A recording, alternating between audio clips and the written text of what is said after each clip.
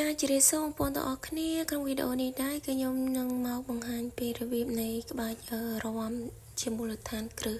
ចឹងបងប្អូនទាំងអស់គ្នាហើយនេះគឺជាក្បាច់របស់យើងគឺក្បាច់ដាំបន្ទាប់ពីដាំហើយគឺដោះចាបន្ទាប់ពីដោះហើយគឺត្រូវមានត្រួយហើយគឺចាប់ផ្ដើមមានស្លឹកបន្ទាប់ពីស្លឹកហើយយើងត្រូវមានមែកចាបន្ទាប់ពីមែកហើយគឺត្រូវមានផ្កាចឹងយើងធ្លាក់ចុះក្រោមមកវាចាប់ផ្ដើមរីកនៅលើជាកំពុំអញ្ចឹងណាបងប្អូនទាំងអស់គ្នាបន្ទាប់ពីផ្កាហើយ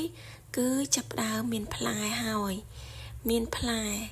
ចាពតហើយដាក់ឡើងលើហើយចាប់ផ្ដើមទុំគឺទម្លាក់ចុះបន្ទាប់មកបន្ទាត់ចេញគឺជ្រុះ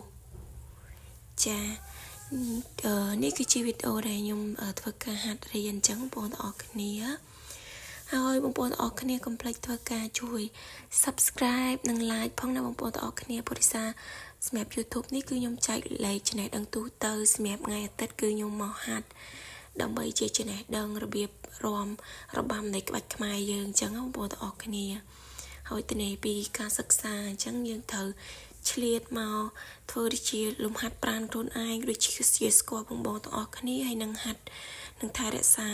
ក្បាច់របាំប្រពៃណីខ្មែរយើងរបាំខ្មែរ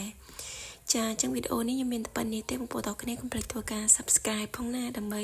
ទទួលបានចំណេះដឹងផ្សេងៗដែលខ្ញុំចង់ចែកម្លែកចាជម្រាបលាពុកម៉ែបងប្អូនទាំងអស់គ្នា